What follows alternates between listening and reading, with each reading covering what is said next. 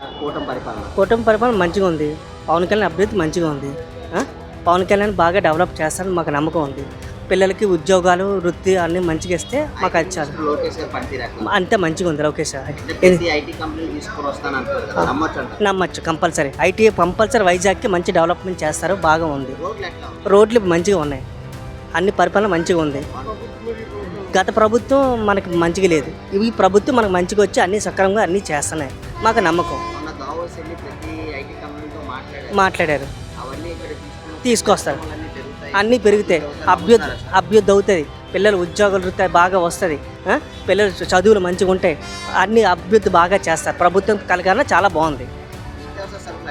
నిత్యావసర సరుకులు ఎక్కువనే కొంచెం తగ్గిస్తే మంచిగా బాగుంటుంది. ప్రస్తుతానికి అయితే 5 సంవత్సరాలు మనకి కొద్దిగా బాగా ఇంప్రూవ్మెంట్ బాగా వచ్చింది. ఇంకా చేస్తే ఇంకా మనకు మంచిగా ఉంటుంది. శాంతి భద్రతలో అది మంచిగా ఉంది. గవర్నమెంట్ మంచిగా ఉంది. పవన్ కళ్యాణ్ బాగా చేస్తున్నాడు. బాగా ఏం ప్రాబ్లం లేదు. పవన్ కళ్యాణ్ వస్తే మనకు మంచిగా అన్నీ మంచిగా వస్తారు. కూటమి పరిపాలన బాగుందండి. అందులో పవన్ కళ్యాణ్ ఉండడం వల్ల చాలా బాగుంది.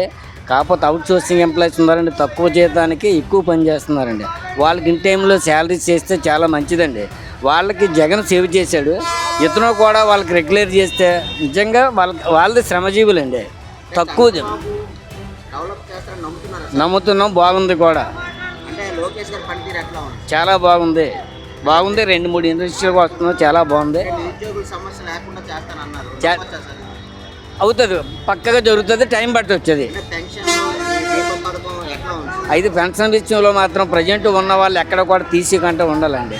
ఇప్పుడు చూసారండి, అవుట్ సోర్సింగ్ ఎంప్లాయీస్ జీతం 15,000 వాళ్ళకి కూడా పెన్షన్లు తీసేస్తున్నారు. అది తీయడం బాగోదు.